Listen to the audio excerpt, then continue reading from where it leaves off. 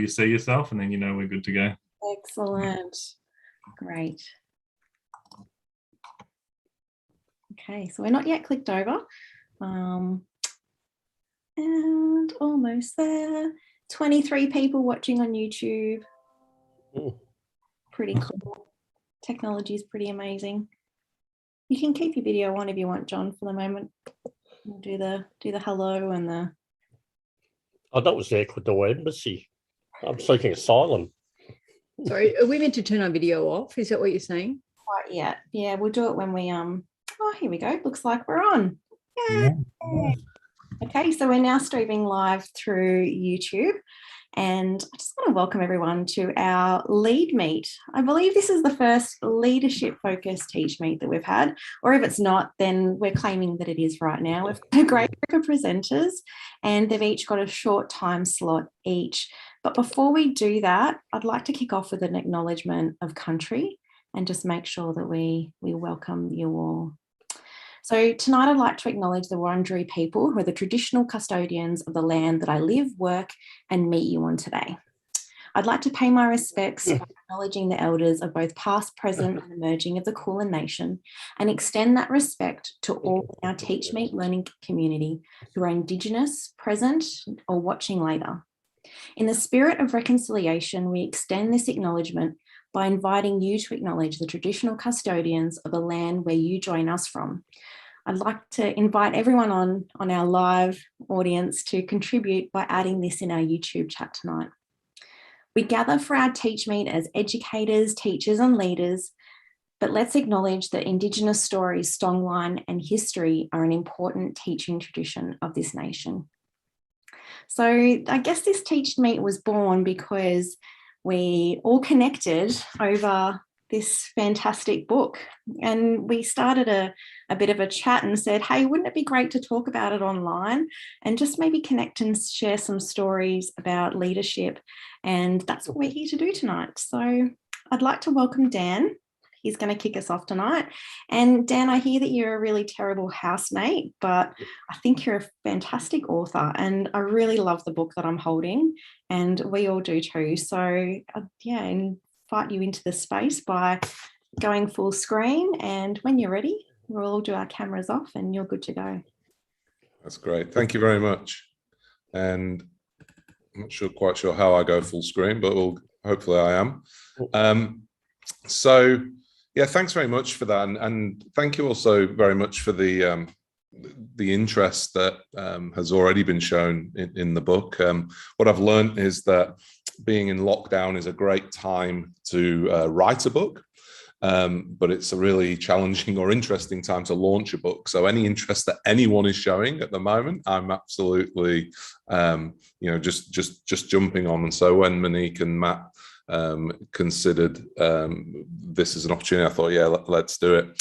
So I don't have too many slides. I'll maybe show a few in a few minutes or so, but essentially I just wanted to share a story, and it's a story that I came across as a result of researching the book. And it's a tale, I call it a tale of two teams.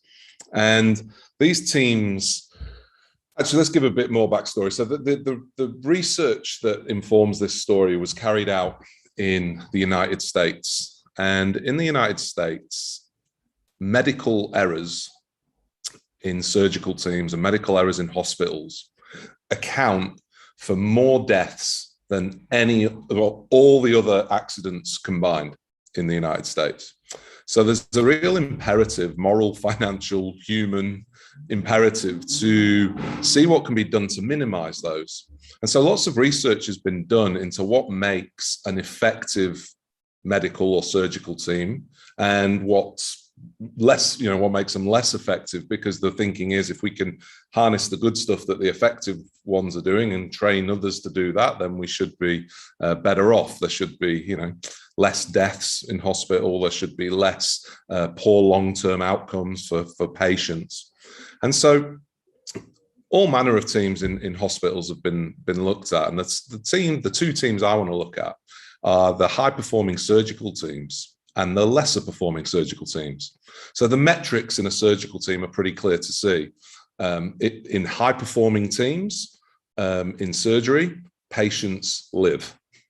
Patients, their transplants go well, the long-term prognosis is good, and they don't die in hospital. With lesser performing teams, unfortunately, the outcomes are a little more stark. Long-term prognosis is poor, and unfortunately, many people die in surgery and in hospital. So Professor Amy Edmondson at Harvard University set about researching, well, what separates these higher performing teams from the lesser performing teams. And because everything in America, and particularly in the medical area, but in America in general, is so litigious, everything is documented. Every action, behavior, meeting, you name it, you can get your hands on the data from those things. And so they did that. They got all the data from all different surgical teams from around the country, and they ran the data. And they ascertained that one type of team seemed to make loads of mistakes, and the other type of team didn't seem to make any mistakes. And that kind of made sense because there's high-performing teams and lower-performing teams. But what surprised Amy Edmondson was the fact that it was the higher-performing teams which seemed to make all the mistakes, and the lesser-performing teams which were making no mistakes. And so this led her to think, well, we've stuffed this up. So they ran the data again, and it came out the same. High-performing teams made loads of mistakes. Lesser-performing teams made no mistakes. Surgical teams where people died made no mistakes. Surgical teams where people lived made load of mistakes. They just weren't computing this. So they ran the data again. They changed the software. They brought in new research assistants, and still it came coming on that the same thing was happening. And some of you are probably already, a step ahead. What they found and what they settled on and what they realized is that, of course, lesser performing teams don't make mistakes. It's just that lesser performing teams don't speak about them. They don't report them. They don't bring them up. They don't interrogate them. Instead, they sweep them under the carpet. They hope that no one picks up on it. Even when things, go well in high-performing teams, they interrogate that. They look to improve. In lower-performing teams, just do your job, keep your head down, hope no one says anything. This led Amy Edmondson to conceptualize this phenomenon as something that she terms psychological safety. And psychological safety, to be clear, is the belief that no one's going to be punished or humiliated for speaking up with ideas, questions, concerns, or mistakes. And one very simple way to test psychological safety is this. Have you ever sat in a meeting where there's been something important that you wanted to say, but for whatever reason you didn't say it? Until you left the meeting and you go and get in someone's ear and you say, oh, can you believe they're going to do that? Or someone else has sat in the meeting and not said anything about something important because they come to you and they say things like, can you believe what we're doing? Or maybe you did put your hand up. Maybe you did say something, but you realize you're entirely on your own. And it's not until the meeting after the meeting when they come to you and say, oh, well said, we're all right behind you. And you're left thinking, well, I could have done with that support in the meeting. To be clear, the highest performing teams in any domain, sporting, corporate, educational, medical, they prioritize psychological safety over everything else. The reason for that is you can conceptualize psychological safety as kind of like the soil that you plant all your people, your processes, your initiatives, your approaches. Your pedagogy means little if you're planting it in an environment where there's no psychological safety. It's the same in the staff room, it's the same in the classroom. So the question is, do you genuinely hold that belief? Does everyone in your organization hold that belief? Bearing in mind that punishment and humiliation are very strong words, but they can be done in very subtle ways. An eye roll, a turn of the body, ignoring. Because if your soil's no good, you're really going to struggle to get the best out of your people. If that has sparked any interest, then feel free to hit me up on Twitter, Insta. That's my website address. The book is the book. And if you scan that, I think it'll check you into the RSL, and it'll also take you to my website, which is a double bonus. Thank you very much for having me.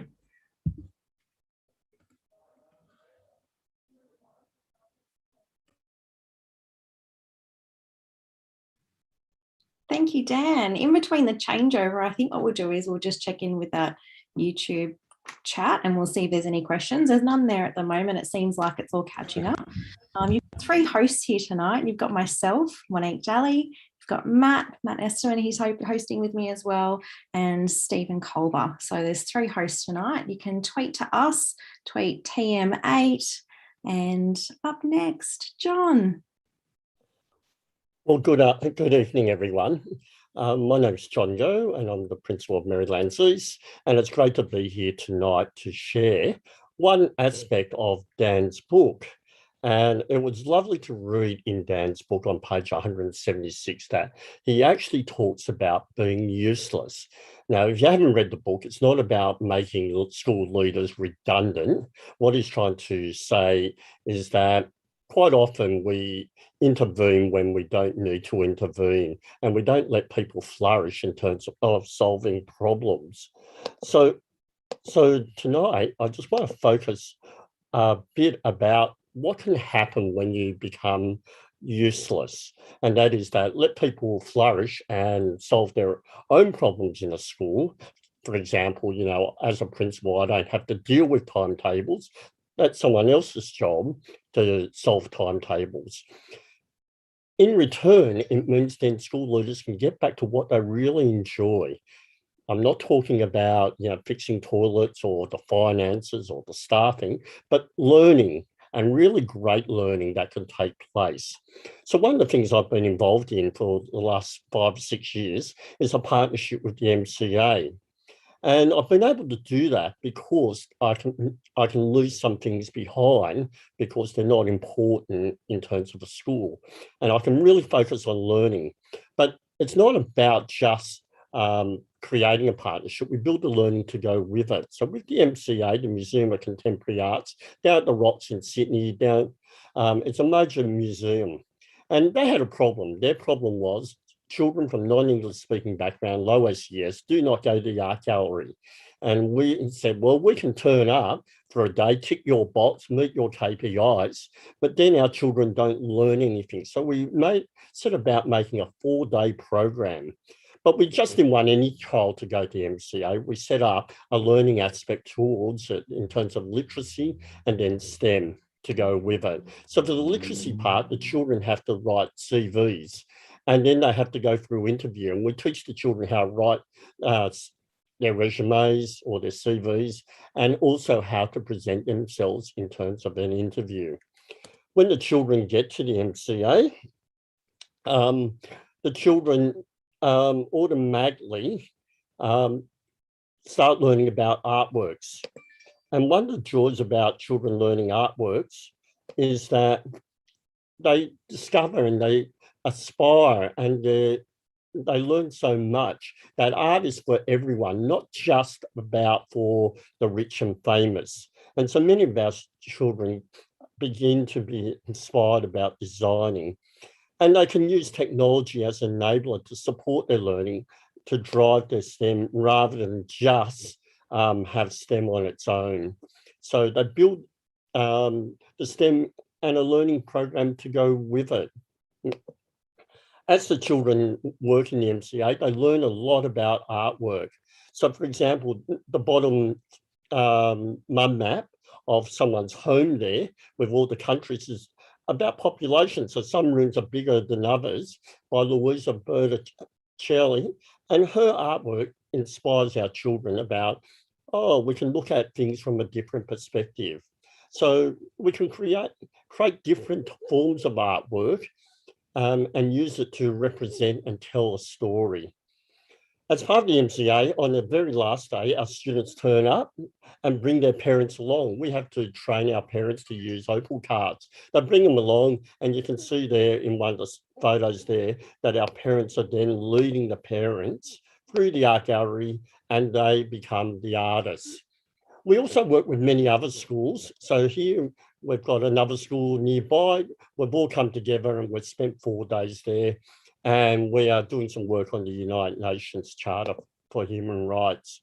But then we take the learning back to school to inspire, to create, and to use some of our skills, both literacy and STEM, and to create and build things.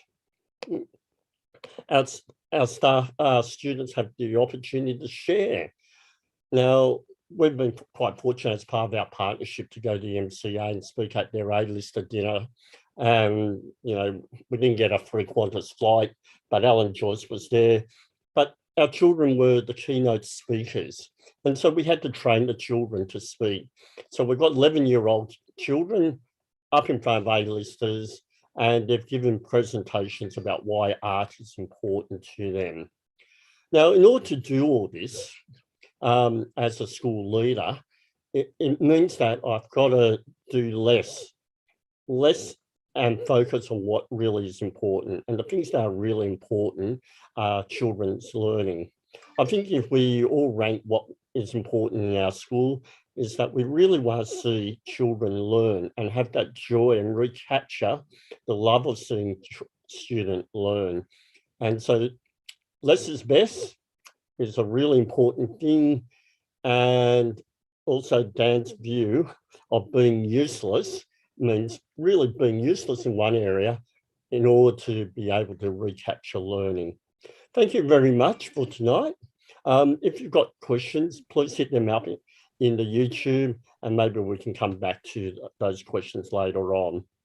John, you've got time for a question, and there is one. Oh, yeah, and in the chat, actually, Dan, we're catching up on yours. There's lots of affirmations for your book, and also lots of affirmations about psychological safety and making sure that voices are heard and that ideas and innovation happen. There's lots of affirmation for your title too, John. But the question here says, what art making practices do your students do themselves? Either before or after the MCA. So this question is asking, what do your students do in their art making? Yeah, our students it depends on the unit of work that we're working on that will dictate or enable what we will be doing in terms of creating artwork. So some of our students might be making videos. So they learn some video skills and then they take those video skills to the MCA and they might solve a problem for them. So for example, one of their problems was we need to make a video for children to promote the MCA. So our students might spend 4 days at the MCA making a video that promotes the MCA. Another example would be, you know, the website on the MCA isn't really children's friendly. So some of our students actually spent 4 days making a website that was children friendly and captured some of the artworks to be able to explain the artwork in the language that children would understand. Awesome. Thank you. Mm-hmm. Can't hear the round of applause when you're online, but I'll give you one. Okay. I'm sure we can get some claps in the chat or something like that. Well, thank you very much. We're going to pass over to another New South Wales presenter. Malyn, you're ready to go? Oh, you've got your screen share there. Look at that. She's going to present on the chapter of shift. When you're ready. You got your sound going and everything? Yeah, pop your video on. Unmute and start video. There we go. Am I now online? You are. You're good to go. Yeah. I'm good to go. Okay, so let me just do that as a slideshow. And here we are. Okay, good evening, everyone. My name is Malyn Mawby, and I'm a program manager and senior education leader at the Department of Education. Recently, I was a computing teacher and head of personalized learning at Roseville College. I like to act as a sounding board on a whole range of stuff and topics, but tonight I want to focus on a response on one of the chapters in Dan's book, The Act of Leadership. Okay, so we've all heard about the feedback sandwich before, so this is just one of the chapters, right? So we've all heard about this sandwich where we start with a positive, we offer constructive feedback, and then we finish with positive affirmation. I've even used this formula for writing academic reports, and not so much of a shock, but it was a little bit when Dan said, you know, it's not that effective if we really want to affect improvement and change. So in chapter 11, Dan offers a new framework called SHIFT, and it is a framework for leading as a coach where we don't tell, but we guide. So SHIFT itself, I know, means something, but it is also an acronym, and it is short for SCAN, Hurdle, Incentive, Focus, and Tactics. So it is a framework for diving into the problem, looking at what the barriers are, figuring out what the motivations are to actually move forward and improve, and then figuring out what could be committed to be done. And I love that it closes the loop and finishes off with an offer to help and a promise to check in, because if you want improvement, you want to monitor that there is actually something going on there and that you're going to the right goal. Now, there's a lot in the book, and I can't cover it in 5 minutes, so I encourage you to read the book. Maybe you have to buy the book first. Anyway, okay, so I'm a big fan of Brené Brown and this whole idea of vulnerability and staying in the problem and excavating the issues. What has that got to do with Dan? Well, I think with SHIFT, right, it's a practical way of doing just that, being vulnerable, staying in the problem, digging into those issues. And I particularly love the way Dan has framed hurdle as not barriers or obstacles you get rid of, but rather the ones that you have to crawl over to get to the finish line, crawl over. That would be me. Some of you might jump. Okay, and I'm also a big fan of Seth Godin and this idea of enrollment and being engaged in this improvement journey. And I think the incentive, focus, and tactics part of SHIFT is a practical way of leading and making things better through effort and contribution. You know, you got to do something if you want to improve, right? So in other words, I find that SHIFT framework is a practical way to embrace vulnerability and make a difference. And that's why I love it. It's so practical. And a little bit more on that one, right? It is, after all, a playbook. This book is a playbook. I'm just mindful now that I might be misrepresenting Dan, but anyway, all right. So in this chapter, right, I think that SHIFT avoids action bias, you know, this impulse to dive straight into solutioning, you know, finding out, you know, getting straight into the solution, offering expert advice, et cetera, et cetera. But in fact, we have to sit in this like being humble and just listening first and figuring out where the other is coming from. SHIFT is a simple framework and it's so clearly explained. And while it avoids action bias, it is actually action oriented in that, you know, the framework leads you to getting to a point where you commit to doing something and then checking in that there is progress being made. And with the sample questions in the book, I think it is a really, really good playbook for leading, at least with the conversations with this particular chapter. So let me finish off with one last thing, and it is that we don't just lead others, we lead ourselves. And so I think SHIFT framework can be applied to ourselves, which I in fact did because I had a massive attack of imposter syndrome, and I had to rely on the SHIFT framework so that I can deliver something to you, hopefully something of value. And that is all I have. Thank you very much. And now I stop sharing.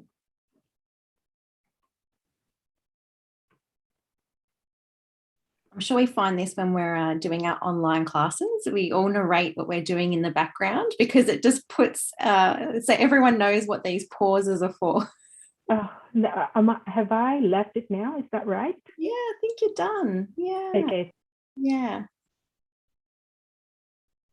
Good. And there's some really good chat and response on YouTube for Brené Brown. There's some Cass says rumble with Brené Brown, and lots of people are agreeing that her book podcast is the way to go. Lots of affirmation for shift and no sandwiches. And yeah, so thanks for making that chat so active. Looks like Briony's getting ready. She's our next TeachMeet presenter. We've got applause happening for Malyn. Thank you. All right. Briony, all yours when you're ready. Thanks so much. So my name is Briony, and I'm a principal. I've been a principal for about 15 years.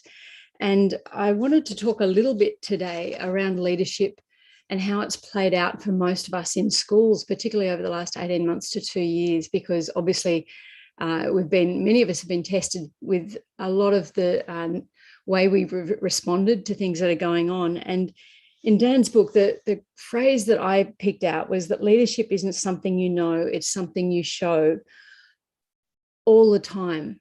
And this concept that leadership is 24/7, this concept that leadership is actually, you pay a price for engaging in leadership at this level, and you pay a price when you recognize the significance of what you're doing in leading a community that often for some of us is for thousands and thousands of people.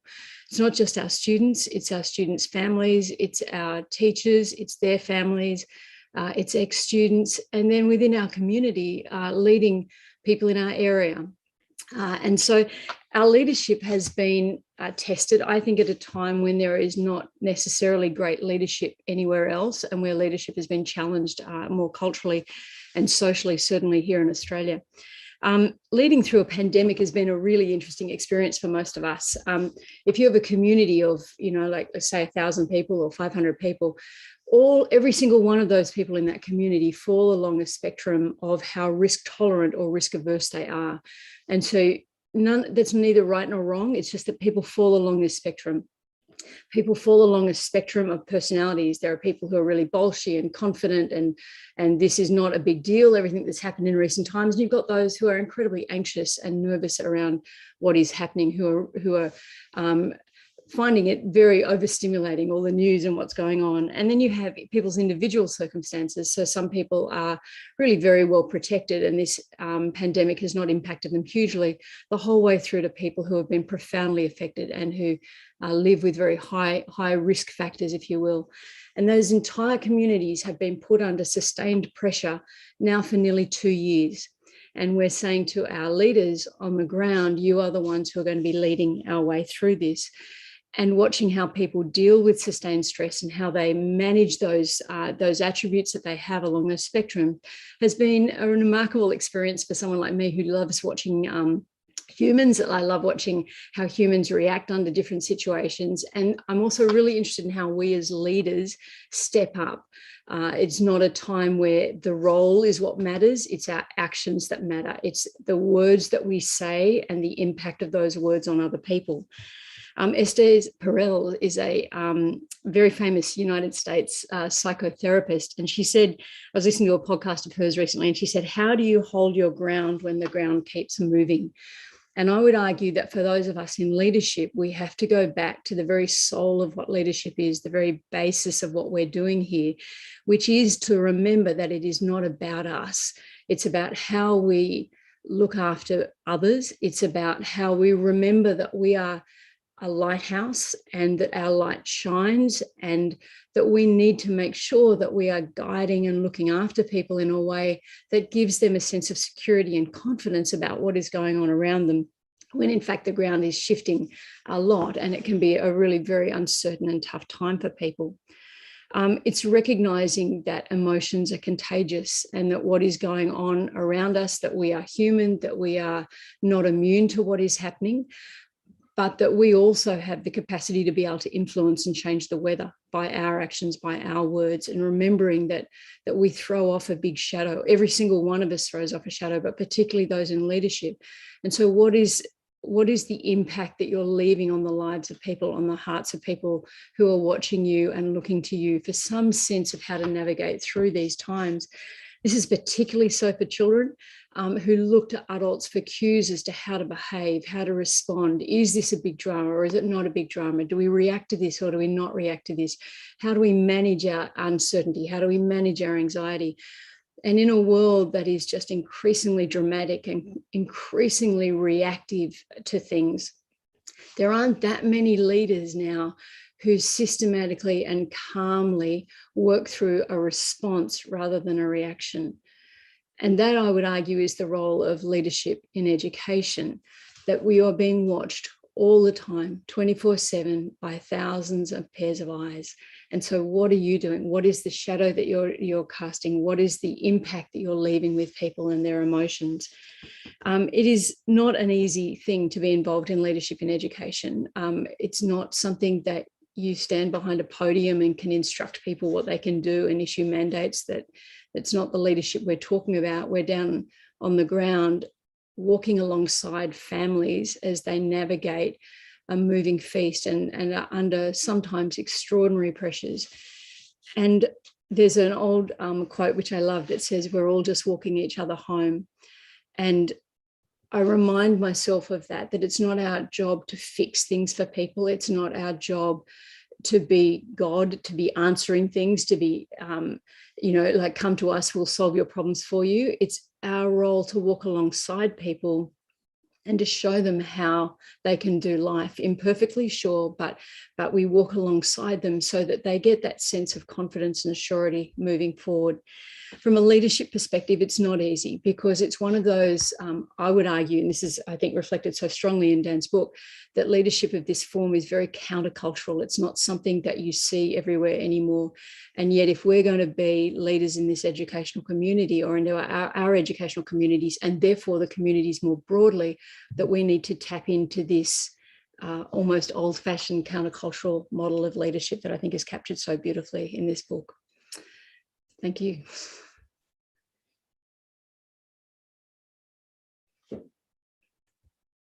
Well, I've just been asked if I could do something of an intermission just for a few moments. Got a little bit of time up our sleeves, and I thought, I've been asked maybe to respond just to a couple of things.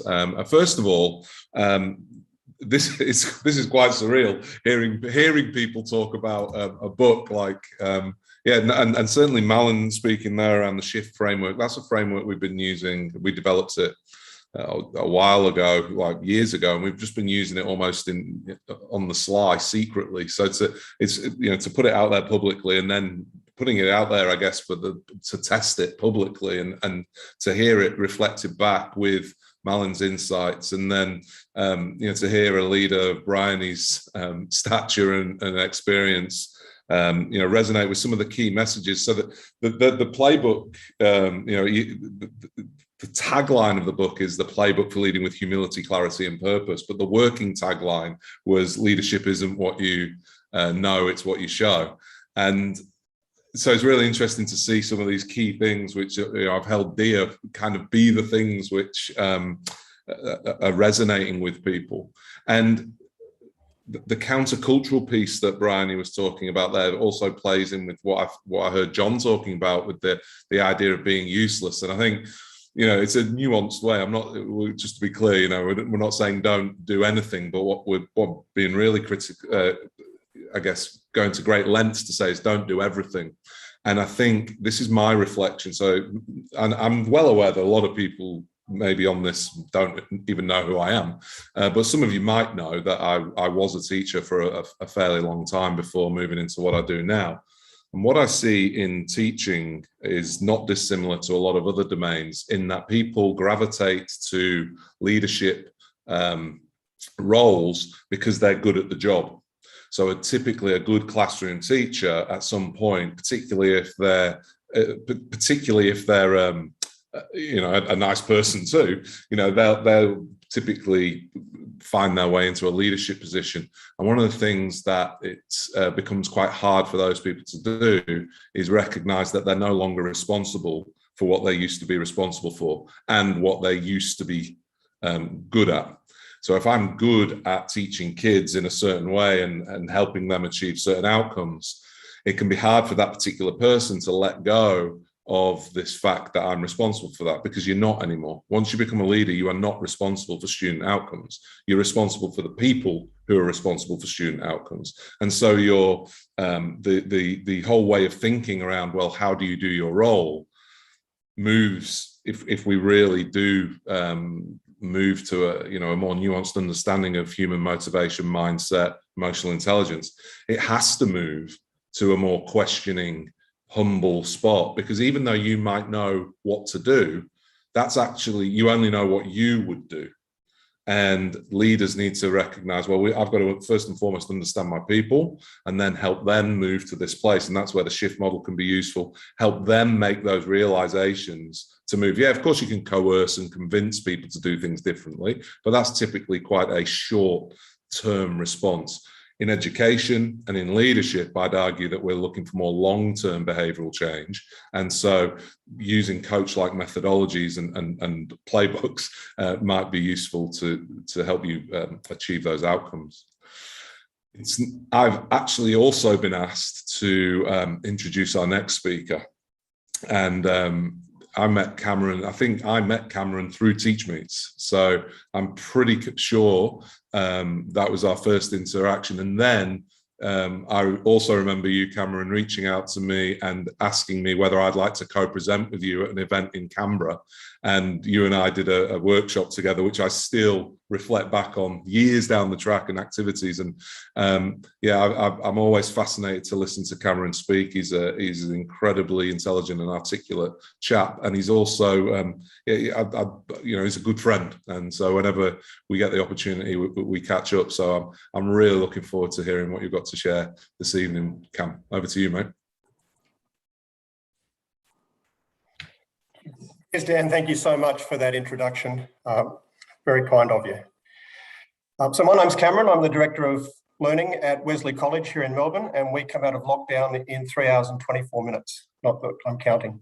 I was asked to introduce myself and drop a bit of a snippet about what I'm interested in. I'm interested in teaching. I'm particularly interested in teacher agency, teacher expertise, and teacher professionalism, and I'm interested in learning. And I'm particularly interested here in the gap between schools and learning. Now, I was awarded a Churchill Fellowship in 2019, and sadly, my 6 months in the US has been killed by, my 6 weeks in the US has been killed by COVID. I was to have 6 weeks in the US, and my Churchill Fellowship was to explore Ron Ritchardt's Cultures of Thinking approach or framework, the schools that have been utilising that in America for quite some time. I was particularly interested, not so much in Ron's work around cultures of thinking, but in the educators who have been leading this work for a decade or so in their schools. What could I learn from them about leadership, pedagogical leadership, leading complex teaching and learning changes in schools? So while I couldn't get to the US, this year I finally had 4 weeks to undertake Zoom interviews. So I spoke with 50 different people, not only in America, but Asia and Europe, people with enormous expertise in Ron's ideas. And I'm in the process of putting together a report.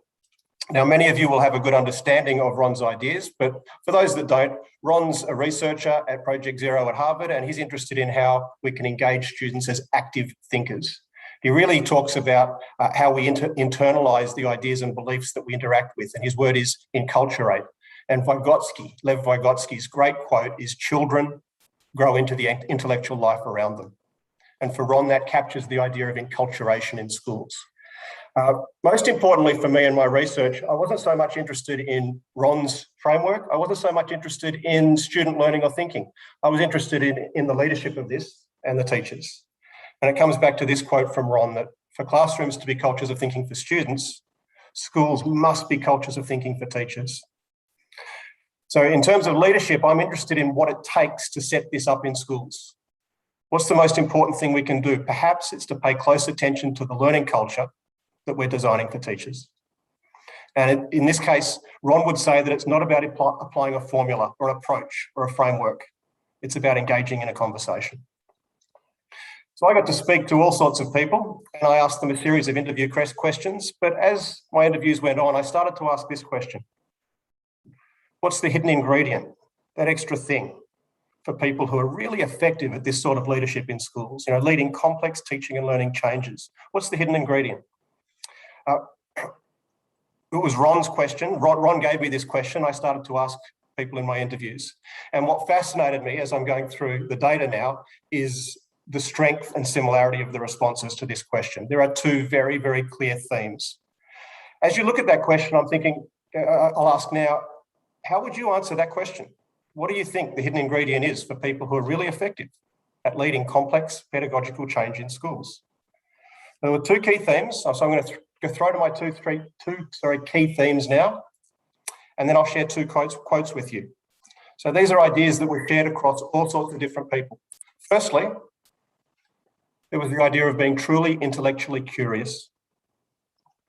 Now, this really struck me because it wasn't about content. It wasn't necessarily even about students. What these leaders were intellectually curious about were their teachers. So Hattie and others have used the expression that we need to be a student of our students. I think what I was learning is the importance of being a student of our teachers, studying our teachers, learning our teachers, the adults in the schools, meeting them where they're at, showing real interest in their practice.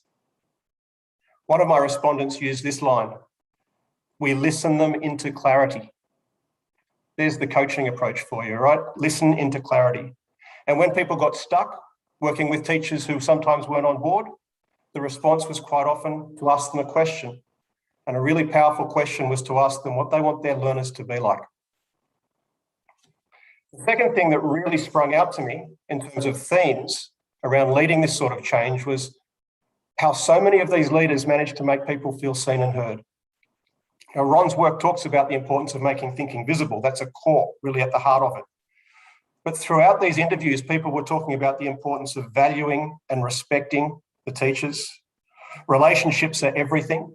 Tina Blythe made this comment to me about 12 months ago. She said, we don't know how important community is until we don't have it anymore. And I've been reflecting on that for the last year or so. These really competent teachers, they really empower the people around them. They see talent as opportunities and they go seeking for that talent in their schools. They're really purposeful about elevating others, not themselves. And they really listen. They're outstanding coaches. They become students of the teachers. They really raise everyone's voices. A couple of quotes which stood out to me, and this is from Kristen Kolber at Washington International School. Always remember that an invitation is extraordinarily powerful for kids or adults. It's so powerful to invite people into change instead of telling them what they need to change. That really spoke to me because that to me does not explain on the surface how a lot of change is attempted to be enacted in schools. So much change is imposed or insisted or told, and teachers are told what they need to change and fix. Whereas Kristen's really pointing out here the importance of that invitational approach. Invite rather than advocate. It's a totally different model for leading change in schools. And the quote that I want to leave you with that I particularly loved is from Natalie Ryan in the US National Gallery of Art. I mean, this really goes to the core of it, to see education as truly part of a civic effort. It's beyond passing a test. It's about creating humans. It's more lifelong. When someone sees you as a human, that's really empowering as a learner. So I think we really need to continually grapple with the question, what do we want the students we teach to be like as adults? We've got to press for a full discussion about what education really is for. The current default too often is tests, university preparation, short-term learning, forgotten in 4 weeks. We all know the purpose of quality education is much more than this. As Natalie has said, it's about creating humans, not just test takers. So I suspect these themes, that's a very small snapshot of an enormous report. I suspect these themes that I've mentioned to you would probably hold up really nicely for leading any complex teaching and learning change in schools. So I hope you've been thinking. Thank you very much.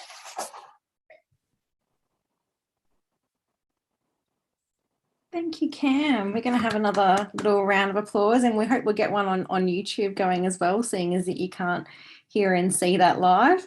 Normally when we were at, actually years ago when we were at Teachmeets, we held them in pubs, in schools, and we travelled around different places. And I think most of us here at Teachmeet veterans, but we all agree that giving time to each other is really important. And the time tonight that everyone's just spending on themselves is probably something to acknowledge, because I think that everyone here who is participating on YouTube and watching, you've probably been giving a lot to your school communities this week. You've probably been giving a lot to your teams. And yeah, I'm hoping that this is feeding your brain too. And I'm going to pass over honours to Matt to introduce our next presenter, and maybe share a little bit of a TeachMeet anecdote of a good one that you remember. Thanks, Mon. Oh, look, there were so many. I'm really looking forward to us all getting back into pubs or school libraries or wherever we can meet just to share these ideas again. And look, there are so many anecdotes, but I guess the best thing I've had is from any TeachMeet that I've attended, whether it's virtual or in person or anything, is that you can always walk away with an idea that you can try tomorrow with with little effort. You can just give it a go. You walk away with some, new contacts that you can chase up and follow up with, or, you can just leave with some inspiration. And so my brain's already on fire from the presentations that have come through so far. And I'm sure we're going to have the same again here. So we're very lucky to have yet another great presenter in Christine Cawsey, the principal at Rooty Hill High School here in New South Wales.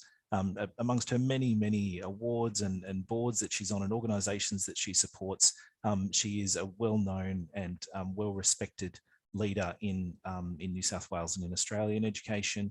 So we're really lucky to have her along with everyone else tonight. So over to you, Christine, to talk about standing up to lead. Thank you.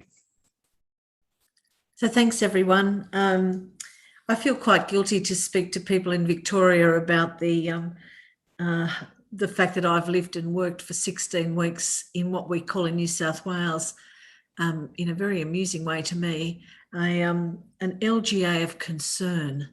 And I'd like to pick up on some themes from all of the speakers, but particularly I'd like to make reference to some of Dan's thoughts on psychological safety and particularly on show.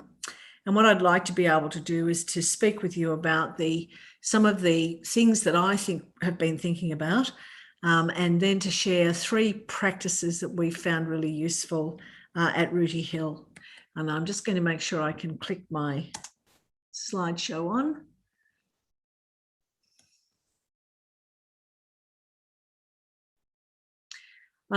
So I'd like to start with the thing that's really been on my mind, and something that I spoke to our Year 12 students about at our fully online graduation last Friday. And I really want to ask you to consider some of the situations in which you might find yourselves as a leader, and whether this will be the hill to die on. And I think that's an important question for leaders to ask, because you could die on every hill. And I know we're surrounded by historians, some of whom apparently have been blocked by our federal minister at the moment. But I really want you to think about the fact that you really have to be very clear as a leader, and with your team and for your team, what are the things that are going to be the most important. I want to take a second to talk about the notion of this crisis leadership. One of the challenges, I think, when we have a crisis is we do need crisis leadership. Crisis leadership is when the bushfires are on, senior people will be out there and they will tell us what to do, and we will do it. Crisis leadership is paying attention to detail, that if we don't get that bushfire there, or we don't deal with that COVID super spreader event, then we're in trouble. Or if we don't get the plan right, even if the plan changes, 10 times in a week, but we follow the leader. And my personal view is that works well for a crisis, but it doesn't work well when we're not in crisis. But sometimes when we've had in Victoria almost 19 months of crisis, and certainly in New South Wales, a lot of crisis over the last 2 years, you begin to think that's the only kind of leadership that's going to be important. But it's not, of course. We actually need a leadership, as Briony said, that is reflective, responsive, but also that takes us to the long term. Education isn't about what's going to happen in the next 3 months, in the next crisis. It is actually about how we give each student the opportunity to do his or her best. Having said that, I believe it was Churchill, but it could have been someone earlier, who first said, never let a good crisis go to waste. And the question, I think, and a number of you are on Twitter, and certainly a number of the presenters are, who've talked about the opportunity of the pandemic. Will the opportunity of the pandemic be that we start to look at, for example, the assessment of progress in different ways? Or will the opportunity of the pandemic be that we'll actually lock down and do something else?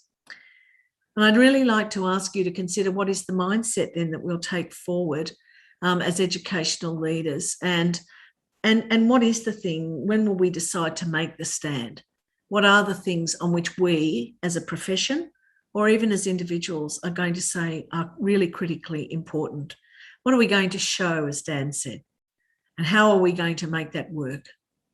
So how do we recognise, and for principals in particular, I believe we have three sources of accountability and authority.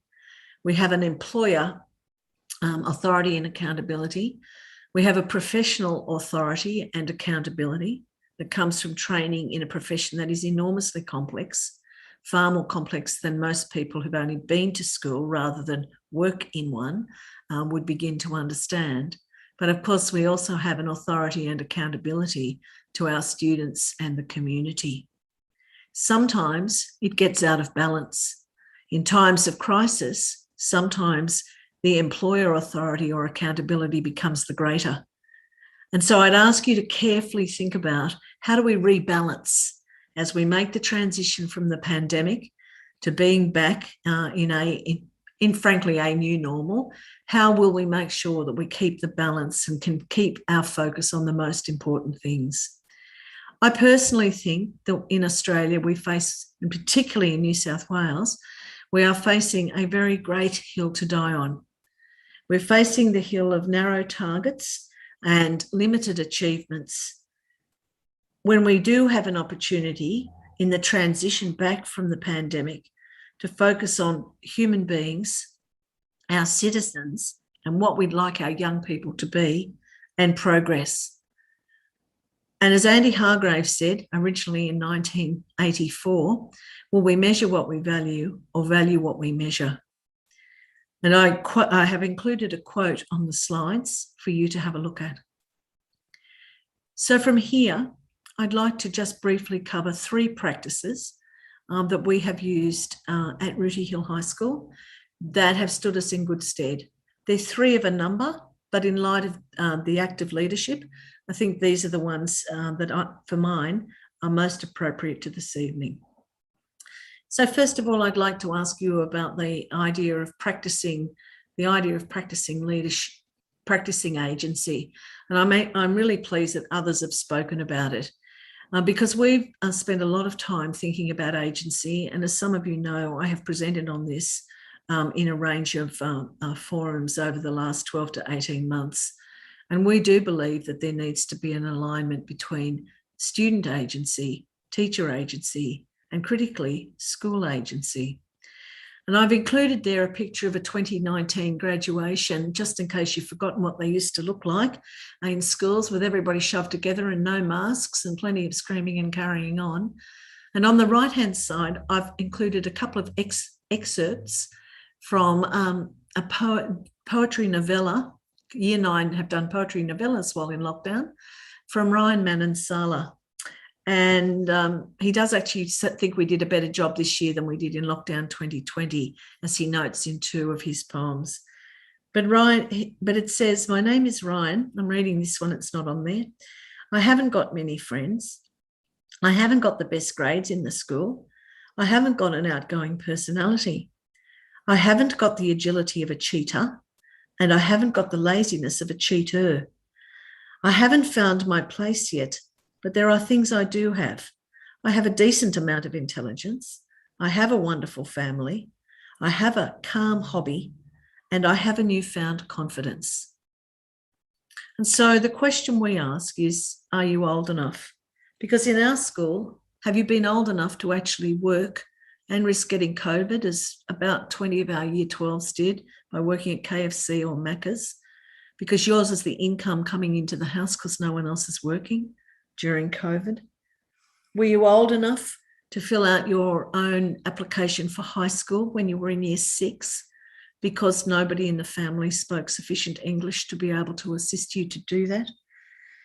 Were you old enough to care for your mother who's very ill at the same time as managing your HSC?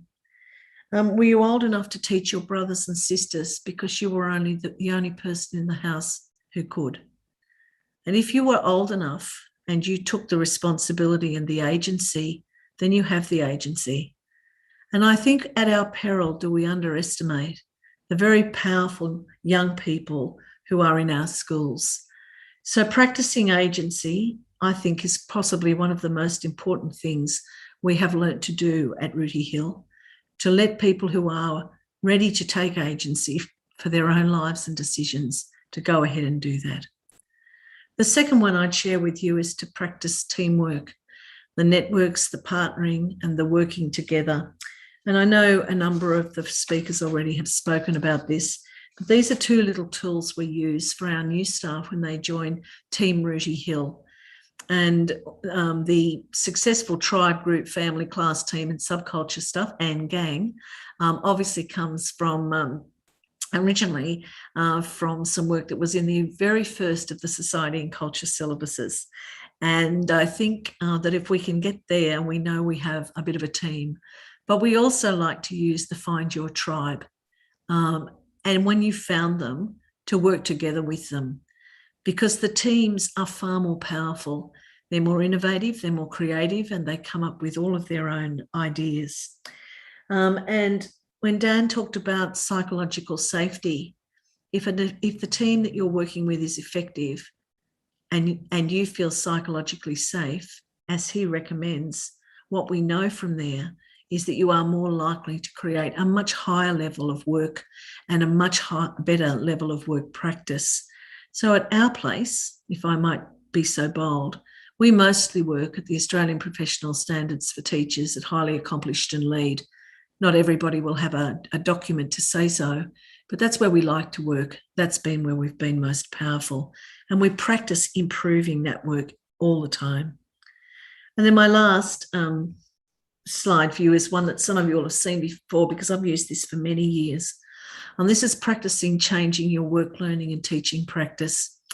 I'm a bit of a fan of the work of BJ Fogg, They're Tiny Habits That Make a Difference. And I acknowledge my colleague, Dr. Michelle Anderson, who's been working with Rooty Hill now for a number of years, for sharing some pretty incredible work about the patterns of behaviour and the practices. So if we go back to Malyn's reference to Dan's work on shift, you have to shift the practice. Because if you keep doing what you're always doing, if you're in Western Sydney, you'll be forgiven, but you might not get any improvement and you might not get any change. So we seek to find new ways of knowing or thinking first, in acknowledgement to Cameron, of knowing, doing and being sure about our shared values, being sure how they should be articulated, and then practicing them every day. As the Buddhists say, be careful what you think because your thoughts become your words. Be careful what you say because what you say becomes your actions. Be careful what you do because what you do becomes your life. People watch what you do. People observe what you do. And people make their decision about you as a leader or as a human being by the things that you do. Thank you very much for the invitation to speak in such august company this evening.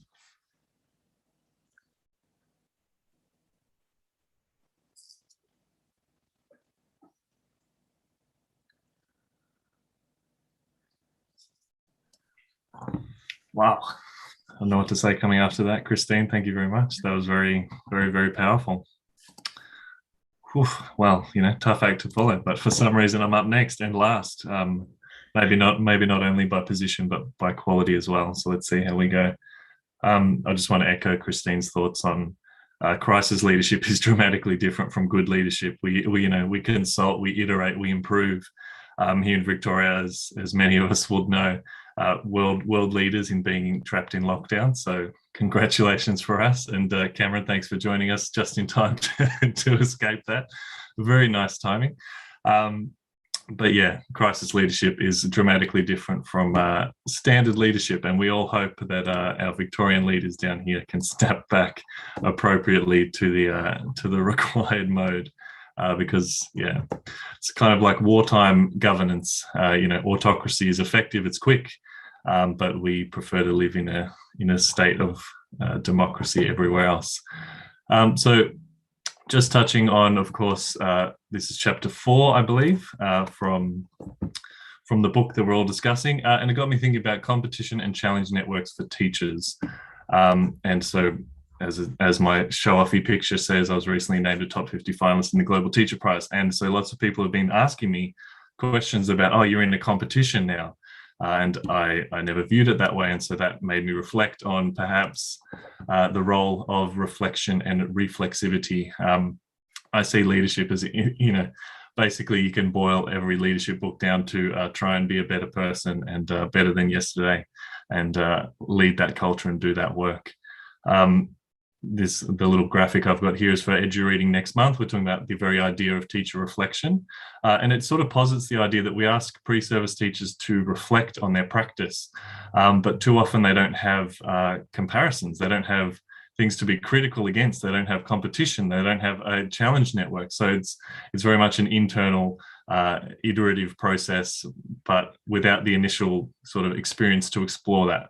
And so Dan's book got me thinking. This little section in particular, and this is from the Kindle version. I highly recommend you pick that up. I was sort of thinking this TeachMeet's coming up quick. Luckily, there was a Kindle version for me to just finish 2 hours before we started right here. So we're all leaving something to the last minute. So basically, what are you doing now? Where are you at? What do you need to start doing to help bridge the gap? And where do you want to get to? And obviously, for many of us, that is a big unknown where we're moving towards. And so the idea, and on the right is the book, and on the left is the video mentioned, but it's talking about a worthy rival. And I think of, and I'll probably forget the names, but Andy Hargreaves and Michael Fullen, I believe, have a similar relationship as rivals, competitors, in fact. And in this video, Simon Sinek talks about another unnamed motivational speaker, writer, author that he hates, he competes against, and all those sort of things. And so that got me thinking, is there perhaps space for that in teaching? And I know we all kind of have that kind of, we're all a collective, we all work together, and that's definitely true. But I think the best kind of reflection you can do is in comparison, maybe not comparison on Instagram or Twitter or anything like that, where you're comparing yourself to something that's been photoshopped or faked or anything like that. But definitely a space, some people, a group perhaps, like the esteemed group that we've got assembled here. I'm very much in awe of the company that I'm with, and in many respects aiming to achieve or become many of the things that they have done or are doing. And so within the book, the story is Anna Meares, and the story is Victoria Pendleton. I'd never heard of Victoria Pendleton before, but my dad is a mad cyclist, and we would often go to the velodrome. And there was, famously a man named Banana Man, and he'd changed his name by deed poll to Banana Man, and he had bananas tattooed on his calves, and he dressed as a banana. Irrelevant story. But Anna Meares, when she walked in, so just to set the scene, quite a loose collection of people, Anna Meares would walk through and the crowd would hush. People would say, that's Anna Meares, 4-time gold medalist, like the most crazy stories.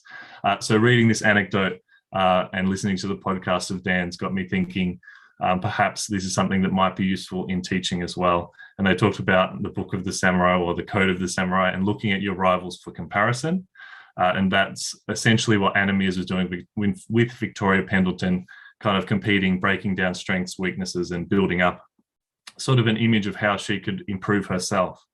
And it got me thinking, obviously, most people think of competition as, boxers or heavyweight boxers or something like that.